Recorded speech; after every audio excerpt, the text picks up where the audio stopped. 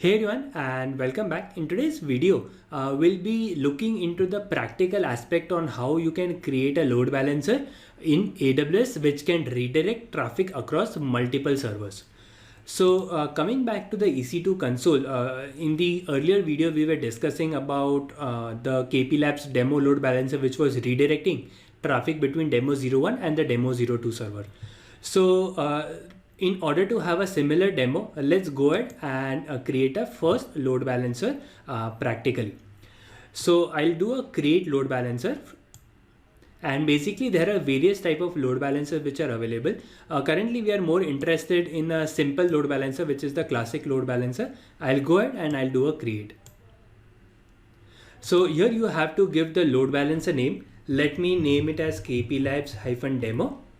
And within the load balancer protocol, you have port 80. So the load balancer also needs to listen on certain ports. So that port would be 80. And the instance port is where your Nginx is listening. So instance port is also port 80. So this would be the default one. If your Nginx is listening on, let's say, port 8080, then you have to change it over here. So the next part is assign security group. We'll just select the default security group and I'll do a next. We'll do a configure health check, and the health check path currently is index.html. So this file needs to be present. So in the earlier video we had seen that when we had stopped the server, it went out of the service. Now the reason why it went out of the service was because load balancer was not able to open the index.html file of that server which went down. So whichever server that you attach to the load balancer, you need to make sure that that server has the index.html file, or if you have a file with different name, make sure you change this specific settings.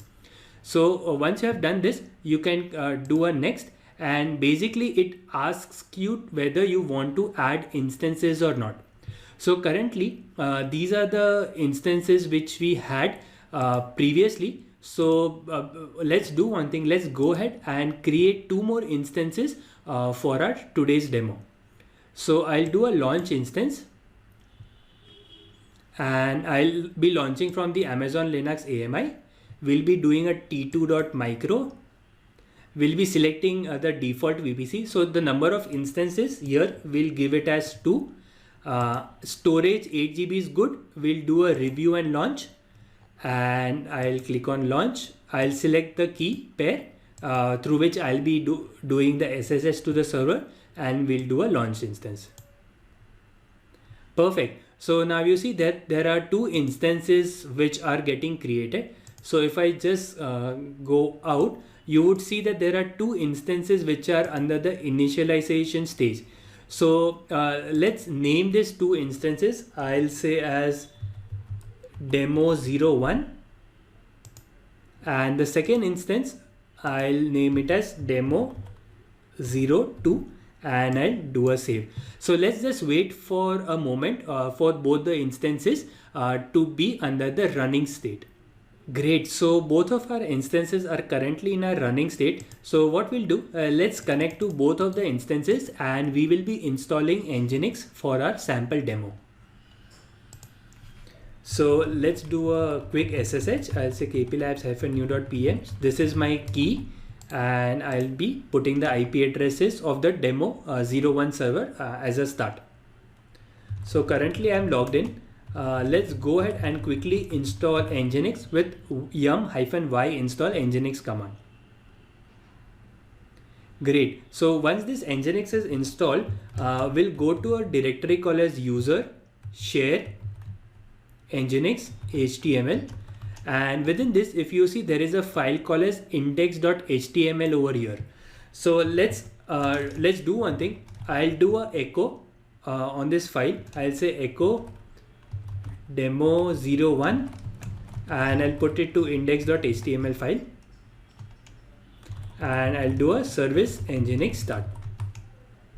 Perfect. So once you have done this, you can copy the IP address of the server and paste it in the browser, and it seems that the website is not being loaded. Now the reason, quick reason is because of the security group. If you look into the inbound, you only have SSH from 000 which is allowed.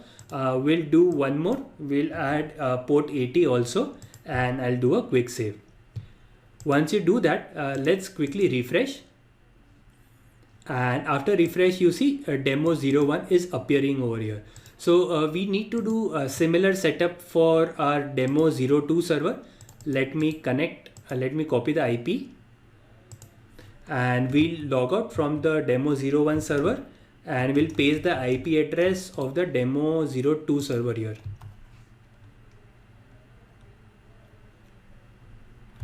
Perfect. So basically the steps would be the same. I'll do a yum y install nginx, and we'll go to user share nginx HTML, and this time we'll be putting demo 02 to index.html, and we'll start the nginx service. Perfect. So once you have done this, let's quickly verify. I'll put the IP address in my browser, and this time you have the demo 02 instance which is appearing. Great. So now we have both of these instances ready. So this was one of the prerequisites before you connect, or before you have a working load balancer. You need to make sure that both of the instances are up and running, and whatever applications that you have within those instances should also be up and running. So once we have this, now we can go ahead and configure the load balancer. So coming back to the load balancer screen, now if we go to add EC2 instances, and now you see you have demo 01 and demo 02 instances which are appearing. In case if it does not appear for you, make sure you just refresh your page, primarily because due to cache you might see the older entries. So once you have done that, you can click on next, review and create. So this will basically create a load balancer called as kplabs-demo for you. And if you click here within the instances, you will see that there are two instances, and the status of both of them are out of service, which basically means that the registration is still ongoing. So it might take a few minutes for both of them to be turned from out of service to in service. So let's just quickly wait for a minute. Great. So now both of the instances are saying that they are in service, which means the health checks of index.html that we had set is working perfectly. So once you have done that, let's copy the DNS name and we'll put it within the browser. So I'll paste the DNS here, and currently it is showing to the demo 02. That means that among two server, the first request went to the demo 02 server. So now let's do a refresh, and this time it went to demo 01. Let's do a refresh once more. Again it went to demo 02. Let's do a refresh. It went to the demo 01. So the load balancing is working perfectly, and this is how you can create a elastic load balancer in AWS. So with this we'll conclude this video. I hope this has been informative for you, and I look forward to seeing you in the next video.